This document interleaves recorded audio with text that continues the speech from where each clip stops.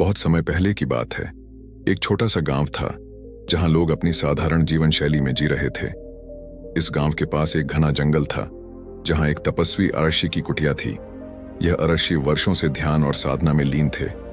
एक दिन गांव का एक युवक जिसका नाम आनंद था उस कुटिया के पास पहुंचा। आनंद के मन में कई सवाल थे। वह जीवन की परेशानियों से बहुत थका हुआ था। वह समझ नहीं पा रहा था कि मन को शांत कैसे किया जाए। वह कुटिया के बाहर रुका और आरशी से निवेदन किया, मुझे शांति चाहिए। मेरा मन हमेशा बेचैन रहता है, कृपया मुझे रास्ता दिखाइए। आरशी ने ध्यान मग्न होकर उसकी बात सुनी, फिर धीरे धीरे बोले, यदि तुम सच में शांति चाहते हो तो तुम्हें अपने मन को नियंत्रित करना होगा। मन बहुत चंचल है, उसे काबू में लाना आसान नहीं है, पर असंभव भी नहीं। आनंद ने जिज्ञासा से पूछा, मुझे यह कैसे करना होगा? कृपया मुझे बताइए। ऋषि मुस्कुराए और बोले, तुम्हें बुद्ध के पास जाना होगा, वे ही तुम्हें इसका सही मार्ग दिखा सकते हैं। आनंद ने बिना किसी संदेह के तुरंत निर्णय लिया। वह गौतम बुद्ध की खोज में निकल पड़ा। वह दिन रात चलता रहा, जंगलों और पहाड़ों को पार करता रहा। अंततः वह बुद्ध के पास पहुंचा। गौतम बुद्ध ध्यान में बैठे थे।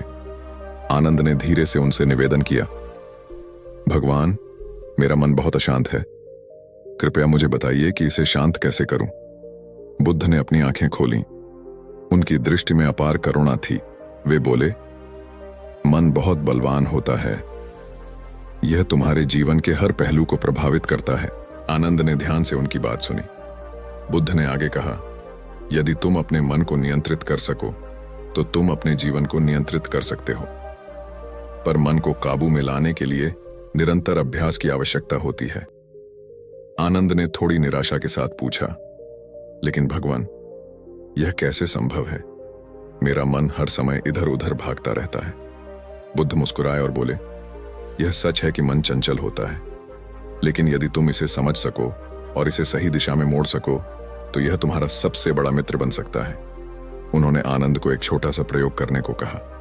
बुद्ध बोले, जब भी तुम्हारा मन विचलित हो, तुम गहरी सांस लो, अपने मन को अपने श्वास पर केंद्रित करो।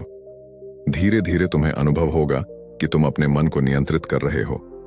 आनंद ने यह अभ्यास शुरू किया। शुरुआत में उसे कठिनाई हुई। उसका मन बार बार भटकने लगता था, परंतु वह बुद्ध के मार्गदर्शन का अनुसरण करता रहा। कुछ दिनों बाद उसने अपने भीतर एक परिवर्तन महसूस किया। उसका मन अब पहले से अधिक शांत और स्थिर हो गया था।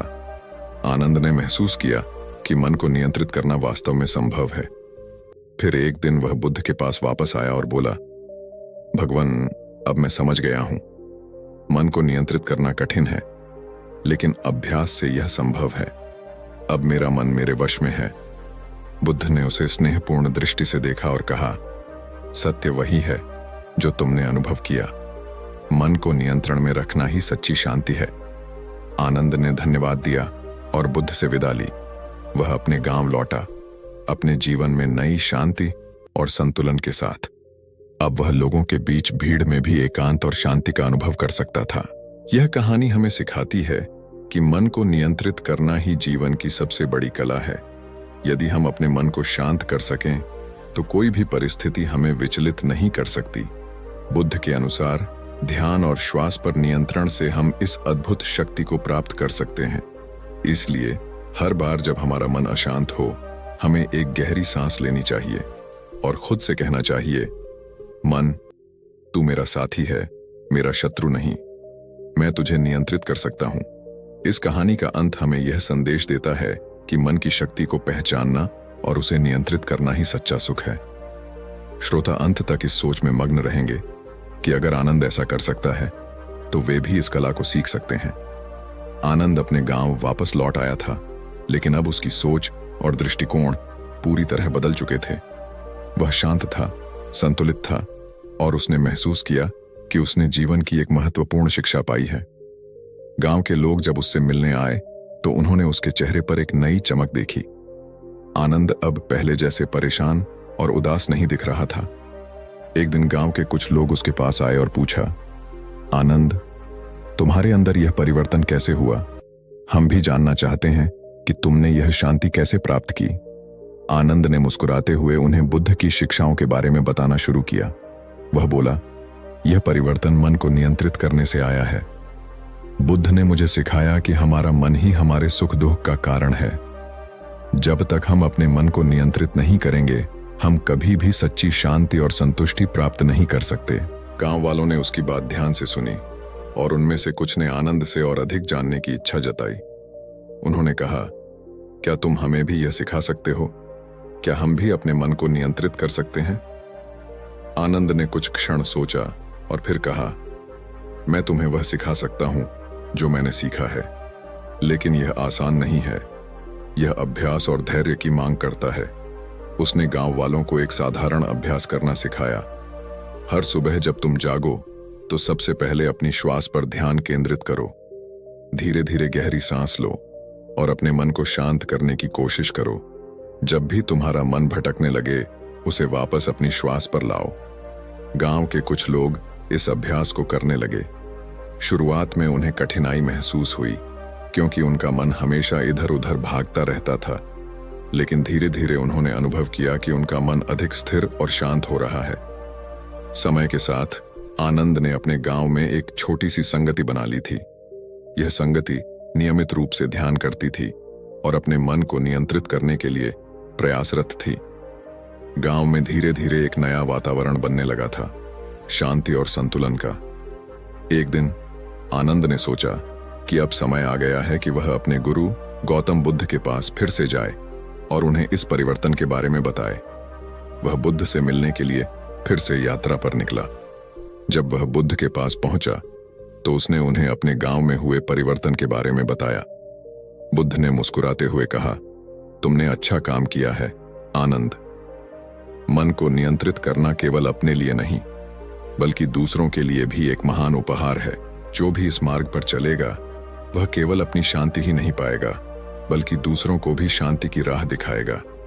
फिर बुद्ध ने उसे और एक गहरी शिक्षा दी। उन्होंने कहा, याद रखो आनंद, मन को नियंत्रित करना एक सतत प्रक्रिया है। यह कभी खत्म नहीं होती। जब तुम सोचने लगोगे कि अब तुम्हारा मन पूरी तरह नियंत्रित है, तब वह फिर से तुम्हें छलने लगेगा। आनंद ने बुद्ध की इस बात को गहराई से समझा। उसने यह जाना कि जीवन में हर क्षण हमें अपने मन को देखते रहना होगा। हर दिन एक नया अभ्यास होगा। कुछ महीनों बाद आनंद ने अपने गांव में एक और महत्वपूर्ण कार्य करने का निर्णय लिया। उसने गांव के बच्चों के लिए ध्यान और मन के नियंत्रण की शिक्षा देना शुरू किया। बच्चे, जो स्वाभाविक रूप से अधिक चंचल होते हैं, उन्होंने धीरे धीरे इस अभ्यास में रुचि दिखानी शुरू की। आनंद ने उन्हें सिखाया, मन का नियंत्रण केवल बड़े लोगों के लिए नहीं है। यदि तुम बचपन से ही अपने मन को समझना शुरू करोगे, तो जीवन में आने वाली कठिनाइयां तुम्हें कभी परेशान नहीं करेंगी। बच्चों ने इस बात को दिल से लगाया और धीरे धीरे उनमें भी एक शांति और स्थिरता दिखाई देने लगी। आनंद का गांव अब एक आदर्श स्थान बन गया था, जहां हर कोई मन की शांति की खोज में लगा हुआ था। कुछ वर्षों बाद बुद्ध ने अपने शिष्यों के साथ आनंद के गांव का दौरा किया। उन्होंने देखा कि आनंद ने कैसे गांव को बदल दिया है। वह गर्व और संतोष से भर गए। बुद्ध ने आनंद से कहा, तुमने जो किया है वह केवल एक गांव को बदलना नहीं है, तुमने मनुष्य के मन और आत्मा को एक नई दिशा दी है। तुमने यह सिखाया है कि मन की शक्ति कितनी बड़ी होती है और यदि उसे सही दिशा में लगाया जाए तो जीवन में कुछ भी असंभव नहीं है। आनंद ने विनम्रता से कहा, यह सब आपकी शिक्षा का परिणाम है भगवान। मैं केवल आपका शिष्य हूं और आपकी दी गई शिक्षाओं का अनुसरण कर रहा हूं। बुद्ध ने उसकी विनम्रता की प्रशंसा की और फिर सभी गांव वालों को संबोधित करते हुए कहा, यहां जो परिवर्तन हुआ है वह इस बात का प्रमाण है कि यदि मनुष्य अपने मन पर विजय पाले तो वह अपने जीवन और समाज में अद्भुत परिवर्तन कर सकता है। यह परिवर्तन केवल बाहरी नहीं बल्कि आंतरिक भी है। इसके बाद बुद्ध और उनके शिष्य वहां से आगे की यात्रा पर निकल गए, लेकिन आनंद और उसके गांव की यह कहानी वर्षों तक लोगों के बीच प्रेरणा का स्रोत बनी रही। कहानी का संदेश, यह कहानी हमें सिखाती है कि मन को नियंत्रित करना केवल व्यक्तिगत शांति और संतुलन पाने का साधन नहीं है, बल्कि यह समाज में भी सकारात्मक बदलाव लाने का माध्यम बन सकता है। गौतम बुद्ध की शिक्षाएं यह दर्शाती हैं कि मन की शक्ति अनंत है और यदि हम इसे सही तरीके से नियंत्रित करना सीख लें तो हम अपने जीवन में और अपने समाज में अकल्पनीय परिवर्तन ला सकते हैं। मन का नियंत्रण निरंतर अभ्यास और ध्यान की मांग करता है। हर दिन हमें अपने मन को देखने, समझने और उसे शांत करने का प्रयास करना होगा। यह मार्ग कठिन हो सकता है, लेकिन यह सच्चे सुख और शांति की ओर ले जाता है। यह कहानी आपको पसंद आई हो तो कृपया हमारे चैनल को सब्सक्राइब करें। यहाँ पर आपको इसी तरह की और भी प्रेरणादायक कहानियां सुनने और सीखने को मिलेंगी। हमारा उद्देश्य है कि हम सभी के जीवन में सकारात्मक बदलाव लाएं और आपको आत्मविकास की दिशा में प्रेरित करें।